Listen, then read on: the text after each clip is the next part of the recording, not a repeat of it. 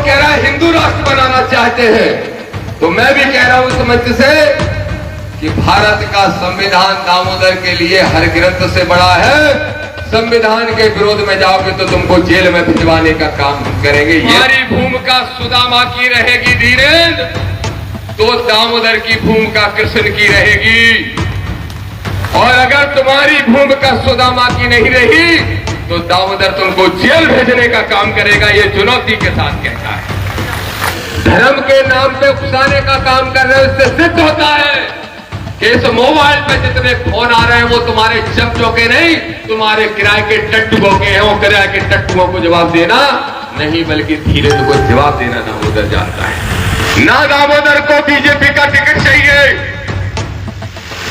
ना दामोदर को तुम्हारा कोई आशीर्वाद चाहिए, बल्कि एक आध भूत छोड़ सकत तो एक चुनौती है, भूत छोड़ दे हमारे ऊपर। देखा कैसो खेला। मनु विधान कहता है कि अगर दलित समाज का व्यक्ति कोई कथा पढ़ दे तो उसकी जीभ काट लो।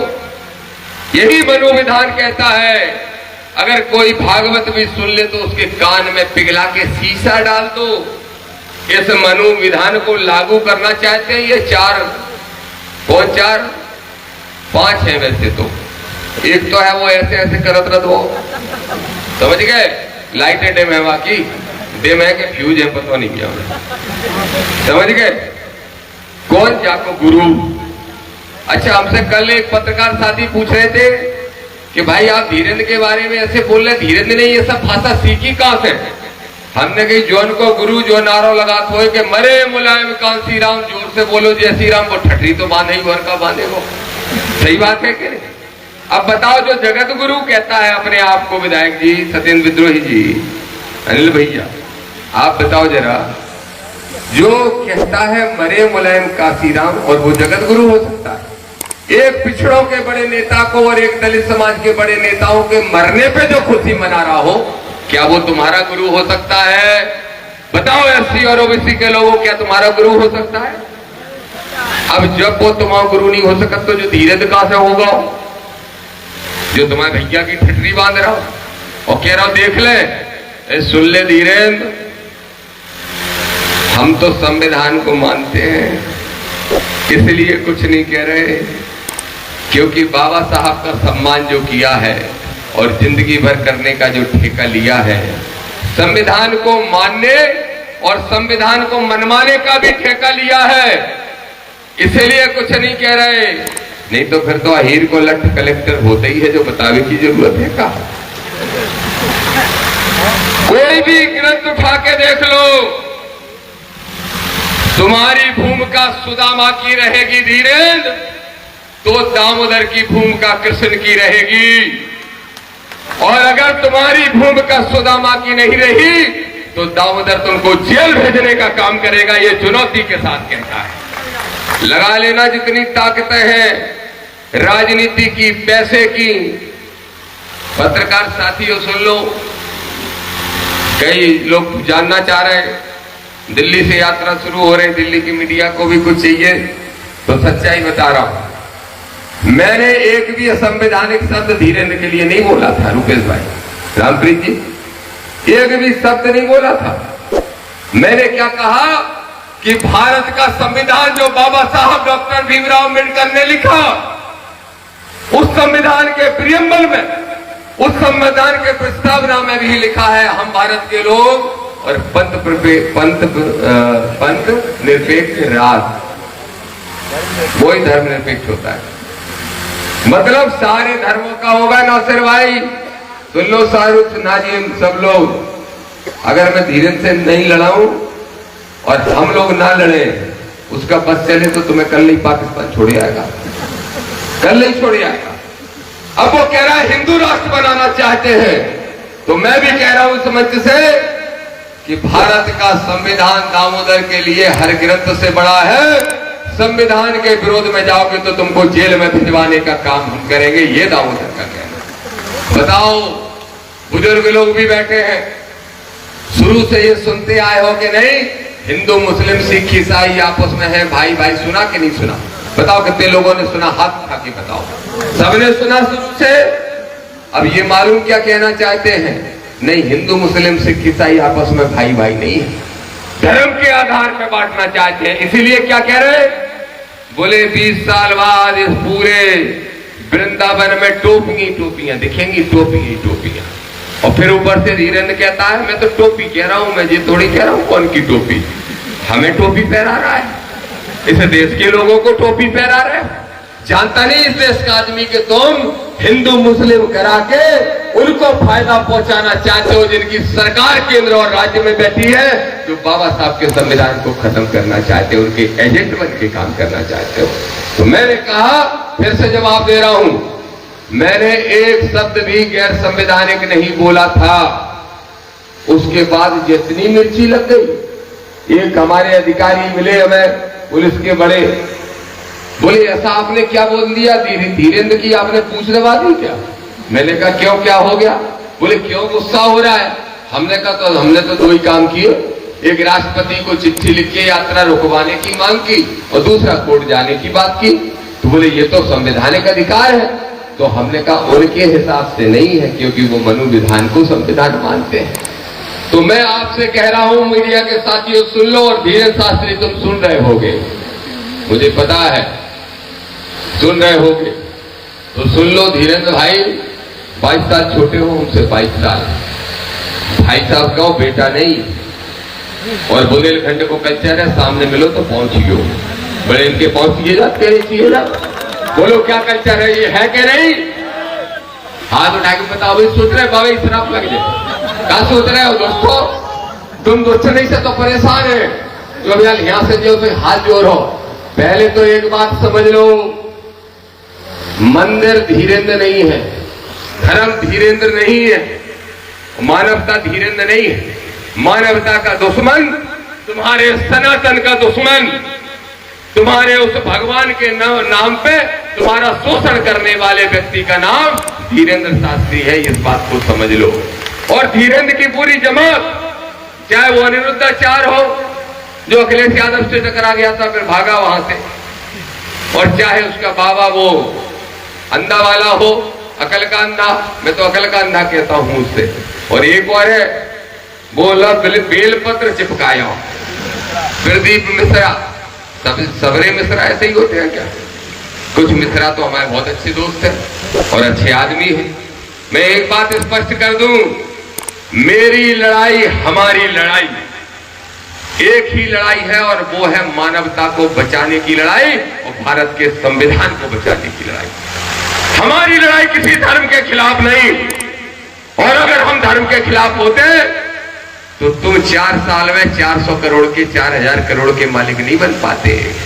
ध्यान रखो, तुम्हारी तिजोरियां अगर कोई भरता है, ये तो कह रहे थे SC ST OBC के लोग जाएंगे 95% यात्रा में, कौन कह रहे थे? आप कह रहे थे अम्बरीश जी, मैं कह रहा हूं 90% तो OBC के जाएंगे। सच्चाई को स्वीकार करो, SC के तो अभी भी कम जाते हैं, OBC के अहीर जाएंगे, गुजर जाएंगे, गड़रिया जाएंगे, काछी जाएंगे, किरार जाएंगे, दांगी जाएंगे, रावत जाएंगे, लोधी जाएंगे, और कौन जाएंगे? कौरव भी जाएंगे, कहेंगे कौरव जी, कौरव भी जाएंगे, सब जाएंगे। मैं कुर्मी के, अरे कबे तुम पेट भरे ना, तो कुर्मी मोड़ी को भागवत पढ़न दे रहे, यादव चलो वो गलती से इटावा में भागवत पढ़े से चुटिया काटी सो काटी, मूत को छिड़काव कराओ और वो मूत भी कहां से लिया तो तुम्हें पता है। आप बताओ कितना पवित्र हो वो? हे यादवो दुष्टो, तब भी समझने को तैयार नहीं हो? समझ जाओ, कृष्ण मन सजाओ, नहीं तो कृष्ण को मानना बंद कर दो। खुलेआम कह रहा हूं इस मंच से, अगर कृष्ण को जानते नहीं हो तो तुम्हें कृष्ण को मानने का अधिकार नहीं है। कृष्ण की कथा में शुरू से लेके आखिरी तक कभी भी कृष्ण को कोई मूर्ख नहीं बना पाया, और तुम सिर्फ मूर्ख बनने बैठे हो इन बाबा और ढोंगियों से, तो तुम्हें शर्म आना चाहिए। ये दामोदर कहने आया, वो गलत कह रहा हूं क्या? क्यों राम किशोर यादव जी बताओ, कृष्ण वंशज हो, कृष्ण को पूरा जो कथाएं तुम पढ़त हो हमें को मूर्ख बना पाओ? एक बनाओ चाह रहा हो तो वो पांडवन को गुरु को तो दुखो तो लड़ नहीं रहो, तो कृष्ण ने कही जो का चलो वो बदमाश, हाँ, तो बाय भी निकाल के मरवा दो झूठी कह के कि मर गओ उसको थामा। ठीक है, एक दोस्त से चोरी कर ली थी चनन की बचपन में, तो उन्हें एहसास करा दो। तो अगर इन कथाओं को सही मानते हो तुम लोग तो इनको मानो, तो फिर कृष्ण को पहले जानो तब मानो। और कृष्ण वंशज तभी हो जब आडंबर और पाखंड से दूर हो और मानवता और समाज हित के लिए काम करो, तो कृष्ण वंशज हो सकते हो।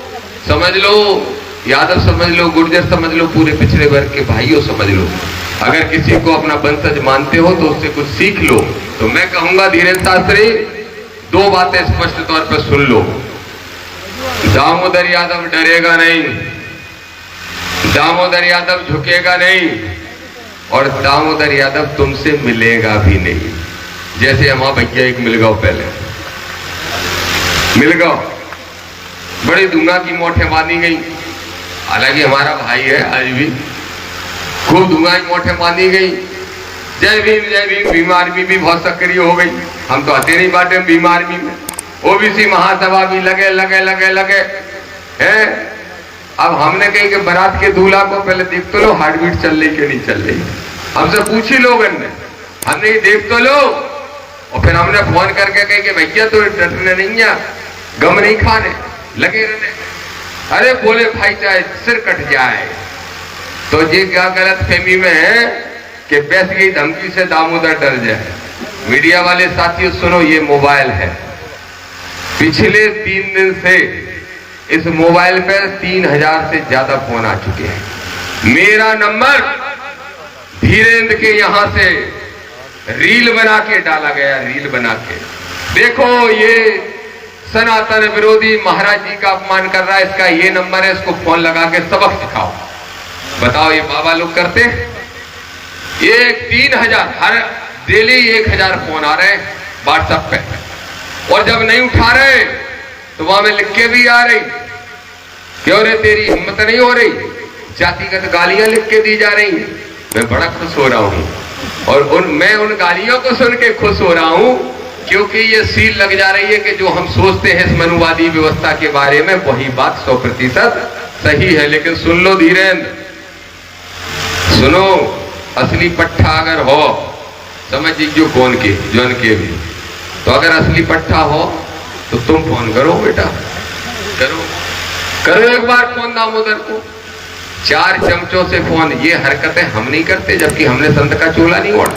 अगर अभी हम इतने ही सारे साथियों को तुम्हारा नंबर दे दें, 2 मिनट का काम है तुम्हारा नंबर निकालना, 2 मिनट का, और अगर इतने ही सारे साथियों को दे दे और कहते देखो संविधान विरोधी को सबक सिखाओ, तो फोन तुम्हारा कान भी फट जाए घन के, ये समझ लेना। लेकिन हम ये हरकत नहीं करेंगे, क्योंकि हम तुम जैसे निकृष्ट नहीं है, इसलिए हम नहीं करेंगे। ना दामोदर को बीजेपी का टिकट चाहिए, ना दामोदर को तुम्हारा कोई आशीर्वाद चाहिए, बल्कि एक आध भूत छोड़ सकत तो एक चुनौती है, भूत छोड़ दे हमारे ऊपर, देखत कैसो खेला। हम बापे चढ़त के वो हम पे चढ़त, हम जई देखें। आजा आजा हो जाए अपनी कुश्ती। बोले नंबर नहीं होता, नहीं तो ठटरी भाग देते। कितनो सिर्री है, अपनी पोल खुद ही खोल लो कि हम नंबर तक नहीं निकाल पाते। बताओ, तुम्हारी कथाएं होती है धीरेन्द्र की, और कथाओं में कितनी महिलाओं की चेनें, सोने के जवाहरात कितने चोरी हो जाते हैं, काऊ की बता पाए आज तक? धीरेन्द्र धर्म के नाम पे उकसाने का काम कर रहे हो, इससे सिद्ध होता है कि इस मोबाइल पे जितने फोन आ रहे हैं वो तुम्हारे चमचों के नहीं, तुम्हारे किराए के टट्टुओं के हैं। और किराए के टट्टुओं को जवाब देना नहीं, बल्कि धीरेन्द्र को जवाब देना दामोदर जानता है। और दूसरी बात क्या बोले, अब 4 पत्रकार ठाणे कर ले, इससे पूछवा ले महाराज जी अगर दामोदर जी आपके पास आए तो, नहीं आए, उनका स्वागत है, हम तो उनको गले से लगाएंगे जो भी कह रहे हैं। चलो धीरेन्द्र शास्त्री जी, ना मैं यात्रा का विरोध करूंगा, सुन लो बात, ना तुम्हारे ऊपर FIR कराऊंगा, ना यात्रा का विरोध करूंगा, ना तुम्हारे खिलाफ FIR कराऊंगा, ना कोर्ट जाऊंगा तुम्हारे खिलाफ, और ना ही राष्ट्रपति को जो चिट्ठी दी है वो भी वापस ले लूंगा। आज ही घोषणा कर दो कि तुम्हारी यात्रा हिंदू राष्ट्र बनाने के लिए नहीं है, सांप्रदायिकता फैलाने के लिए नहीं है। और साथ में ये भी घोषणा कर दो कि दमोह में जिस कुशवा को पानी पिलाया पैर धुल के, अटेर में जिस जाटव को पेशाब चिटाने का काम किया गया, और लखनऊ में जिस जाटव बुजुर्ग के साथ जो दरिंदगी की गई, बदतमीजी की गई, पेशाब चिटाने का दुष्कृत किया गया, इन सब पे रासुका लगाई जानी चाहिए। कह दो धीरेन। फिर कह रहा हूं अंतिम बार, बुला लो धीरेन शास्त्री प्रेस, बुला लो। हमें मालूम है कि टेंशन में आ गए हो। वो काय आ गए मालूम, उनने पतो करो। नहीं जो बीजेपी के टिकट में बिक जाए, नहीं जो नहीं बिक। 10-25 करोड़ में बिक जाए, नहीं जो नहीं बिक। तो बोले काय में बिक जाए, कछू में नहीं बिक, गाड़ी और दे। अब तू ना अगर बात करी तुमने, सुई डरा रहे। तो फिर कह रहा हूं मैं सनातनी तो क्या किसी भी धर्म का विरोधी नहीं हूं, और ना मैं उस यात्रा का विरोध कर रहा हूं। लेकिन अगर तुम गैर संवैधानिक तरीके से देश के ताने बाने को तोड़ने के उद्देश्य से यात्रा निकाल रहे हो, तो कोर्ट भी जाएंगे, आज FIR भी कराएंगे और तुमको जेल भेज के रहेंगे। ये बात बिल्कुल साफ सुन लो।